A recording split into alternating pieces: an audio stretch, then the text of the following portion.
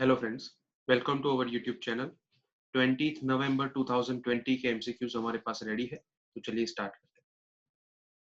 Question number 1, recently an extreme weather habitat was built for troops at dash.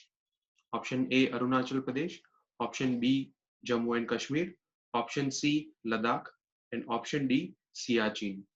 तो चलिए देखते हैं correct answer क्या होगा इसका। Correct answer is C Ladakh.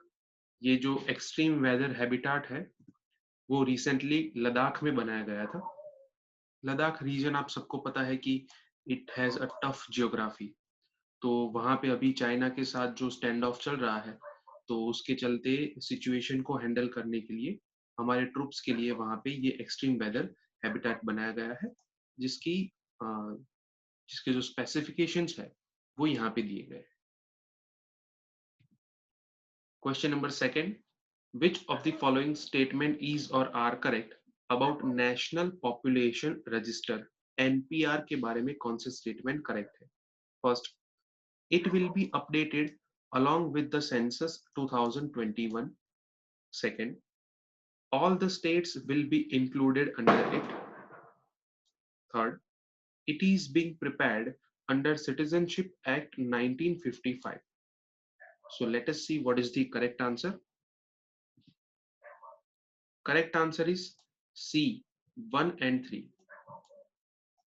First and third जो है वो करेक्ट है, second is incorrect. First statement जो है वो करेक्ट है। जब सेंसस 2021 एक्सरसाइज स्टार्ट होगी तो उसके साथ एनपीआर को भी अपडेट किया जाएगा। इससे पहले जब 2011 में सेंसस कंडक्ट की गई थी तो उस टाइम पे भी एनपीआर को अपडेट किया गया था।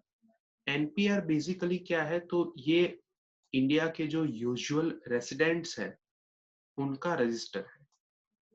इंडिया के अंदर जो लोग रहते हैं उनके रेसिडेंशियल पीरियड के बेसिस पे उनको ये एनपीआर के अंदर इंक्लूड किया जाता है। तो ये एक ऐसा रजिस्टर है which shows usual residents of India. First जो है वो करेक्ट होगा। सेकंड जो है वो इनकरेक्ट इसलिए है because there is one exception, that is the state of Assam. Assam जो है उसको इसके अंदर इंक्लूड नहीं किया जाएगा। रीजन ये है कि आसाम के अंदर ऑलरेडी एनआरसी जो है नेशनल रजिस्टर ऑफ सिटीजन्स वो अपडेट किया गया है और इस वजह से आसाम को इस पर्टिकुलर रजिस्टर में से एक्सक्लूड किया गया है। थर्ड जो है वो करेक्ट है। ये एनपीआर जो है वो दो एक्ट या फिर रूल्स के बेसिस पे बनाया जाता है। एक है सिटीजनशिप एक्ट और दूसरा है सिटीजनशिप रूल्स 2003, राइट। तो इस वजह से थर्ड स्टेटमेंट जो है वो करेक्ट होगा। Answer is C, 1 and 3। So अभी एनपीआर के अंदर कौन से क्वेश्चंस पूछे जाएंगे, कौन से बेसिस पे डेटा को कलेक्ट किया जाएगा, वो फाइनल हो गया है। Questionnaire of NPR being finalised. ऐसा किसने कहा है? Registrar General of India. Registrar General of India जो है which is the responsible authority for conducting the NPR and it is also responsible for the census. Census जो है उसकी responsibility भी किसकी होती है? Registrar General of India.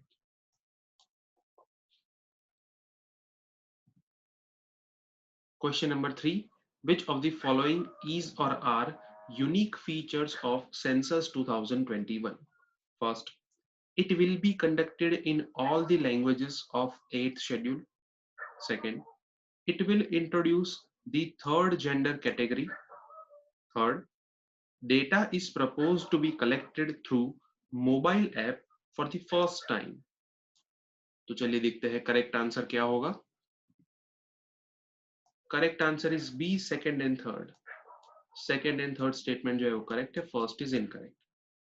Census 2021 के यूनिक फीचर्स की बात करें तो उसके अंदर 8th शेड्यूल में जो 22 लैंग्वेजेस है उसमें से 18 लैंग्वेज में डेटा जो है वो कलेक्ट किया जाएगा और यहाँ पे ऑल द लैंग्वेज लिखा है, इस वजह से ये स्टेटमेंट इनकरेक्ट होगा। अगर हम 2011 की सेंसस के साथ कंपैरिजन करें तो 2011 की सेंसस में 16 लैंग्वेज पे डेटा कलेक्ट किया गया था। 2021 में ये जो 22 लैंग्वेज है उसमें से 18 लैंग्वेज प्लस इंग्लिश। तो इस वजह से फर्स्ट स्टेटमेंट जो है वो इनकरेक्ट होगा।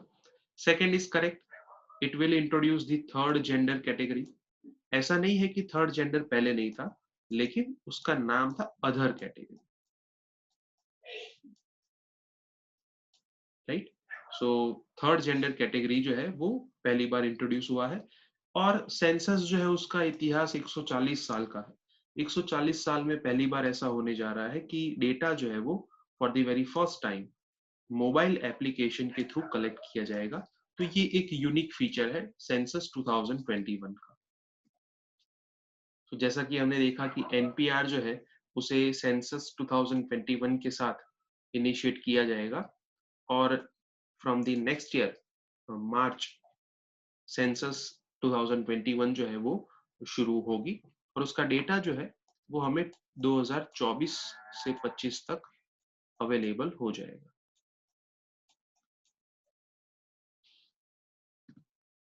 Question number 4, which of the following statement is or are correct about Indira Gandhi?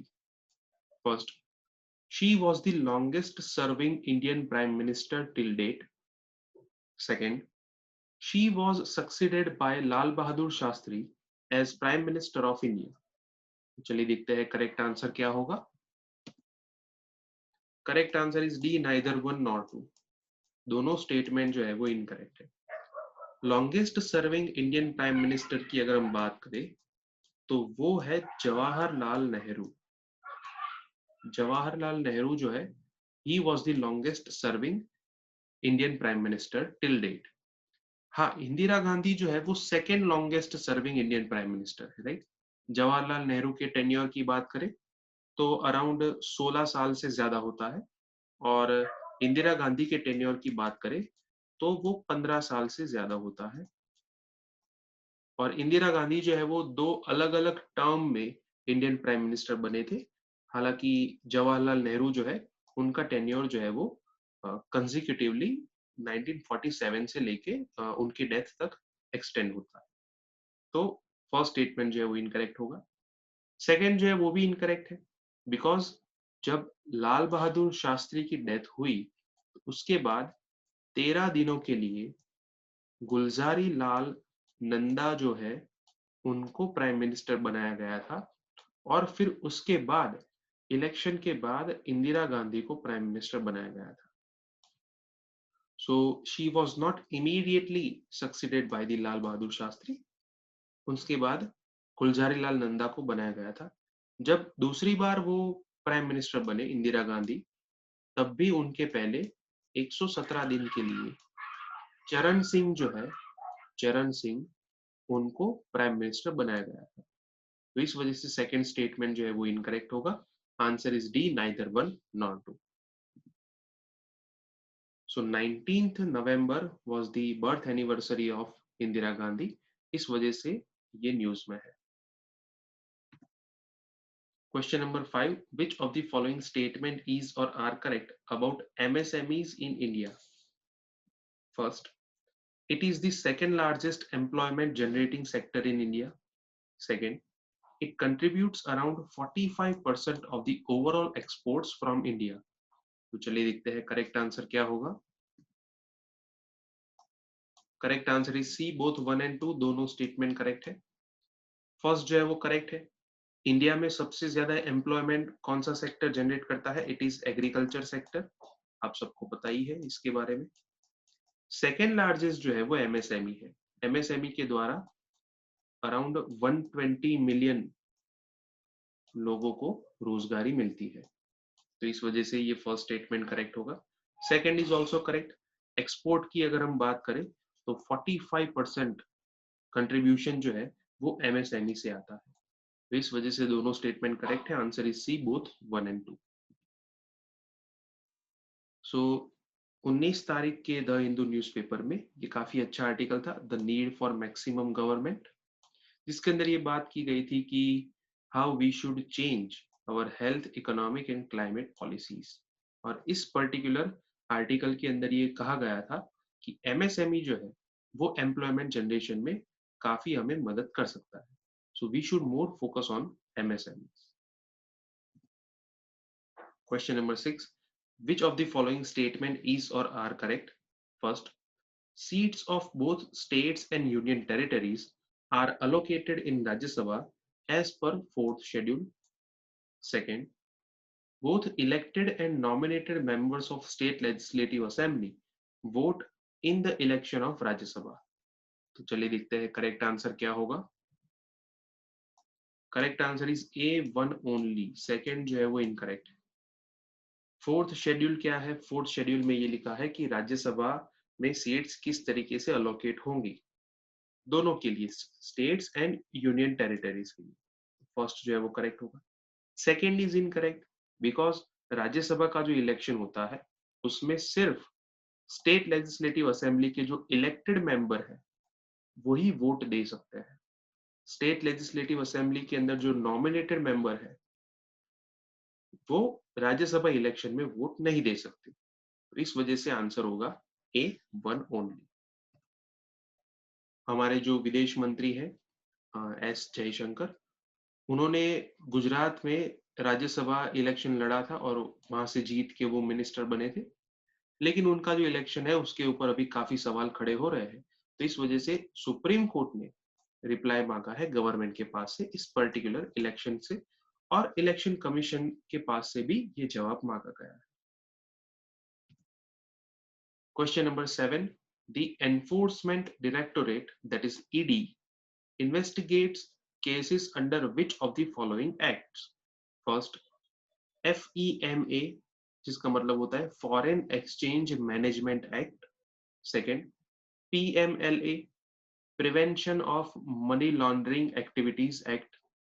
Third, FEOA, जिसका मतलब होता है फ्यूजिटिव इकोनॉमिक ऑफेंडर्स एक्ट. और चौथा है COFEPOSA, that means conservation of foreign exchange and prevention of smuggling activities act 1974. तो चलिए देखते हैं करेक्ट आंसर क्या होगा. Correct answer is D 1 2 3 4. ये चारों एक्ट जो है जिसके अंदर जो क्राइम्स है उनको इन्वेस्टिगेट कौन करता है? एनफोर्समेंट डायरेक्टोरेट करता है. एनफोर्समेंट डायरेक्टोरेट जो है वो काफी न्यूज में रहता है. आपको कुछ बेसिक चीजें पता होनी चाहिए.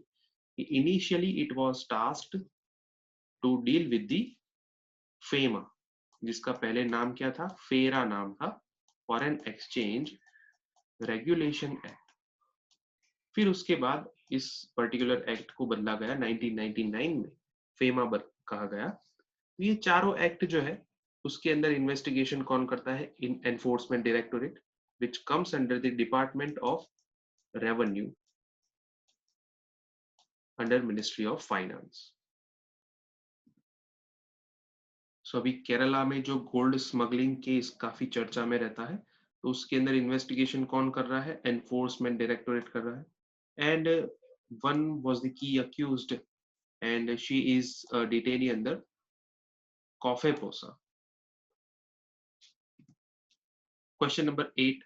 Which of the following statement is or are correct about a new development bank? NDB के बारे में कौन सा statement correct है?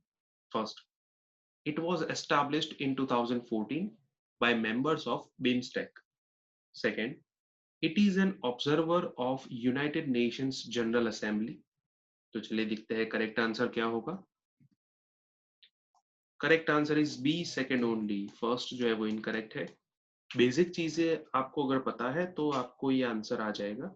न्यू डेवलपमेंट बैंक जो है वो 2014 में बनाई गई थी by the member of BRICS, not the BIMSTEC. जो ब्रिक्स मेंबर है, Brazil, Russia, India, China and south Africa, उन्होंने 2014 के अंदर जो ब्रिक्स की 6th एनुअल समिट थी ब्राजील के अंदर, वहां पे ये न्यू डेवलपमेंट बैंक बनाई थी. फर्स्ट जो है वो इनकरेक्ट होगा. फिर उसके बाद उन्होंने यूनाइटेड नेशन के साथ कोऑपरेट किया और उसके चलते 2018 में ये जो न्यू डेवलपमेंट बैंक है उनको यूनाइटेड नेशन जनरल असेंबली के अंदर ऑब्जर्वर स्टेटस दिया गया. तो सेकंड जो है वो करेक्ट होगा. Answer is B second only. अभी दिल्ली के अंदर जो regional rapid transit corridor project चल रहा है, तो उसके लिए गवर्नमेंट ने न्यू डेवलपमेंट बैंक के पास से $500 मिलियन की लोन जो है वो सैंक्शन करवाई है। तो इस वजह से ये न्यू डेवलपमेंट बैंक और ये रीजनल रैपिड ट्रांजिट कॉरिडोर जो है वो फिर से न्यूज में है। Question number 9, which of the following statement is or are correct about Pradhan Mantri Matru Vandana Yojana? First, it is a central sector maternity benefit program of Ministry of Women and Child Development. Second, it is a direct benefit transfer scheme which targets all pregnant and lactating women in excluding government employees.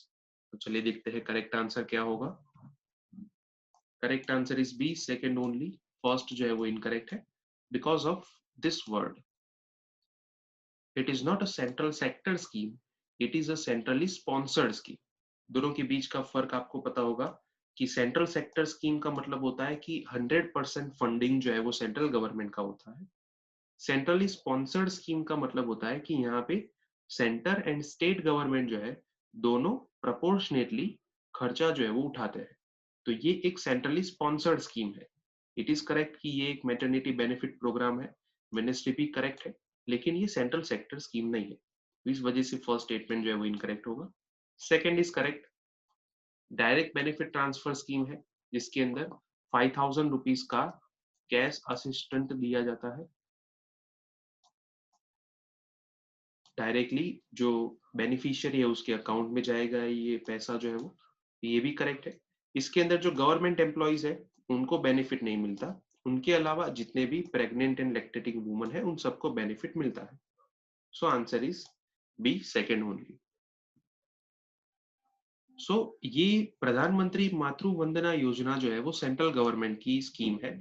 उसी के similar Rajasthan government ने maternity benefit scheme launch की है जिसके अंदर 6,000 rupees का cash assistant दिया जाता है। Question number 10, the prompt corrective action framework is associated with dash. First, Ministry of Finance. Second, Finance Commission of India. Third, Reserve Bank of India. And fourth, Securities and Exchange Board of India, that is SEBI. चलिए देखते हैं correct answer क्या होगा। Correct answer is C, Reserve Bank of India. Prompt corrective action framework जो है वो RBI का framework है। अगर किसी पर्टिकुलर बैंक की जो एनपीए है, नॉन परफॉर्मिंग असेट, वो सर्टेन लिमिट से ज्यादा हो जाती है, तो आरबीआई जो है उस पर्टिकुलर बैंक को ये फ्रेमवर्क के अंदर डाल देता है और फिर उनके ऊपर कुछ स्ट्रिक्ट मेजर्स लिए जाते हैं। तो ये इसलिए न्यूज में है बिकॉज जो लक्ष्मी विलास बैंक है उसको रिसेंटली आरबीआई ने 1 महीने के मोराटोरियम में डाला है।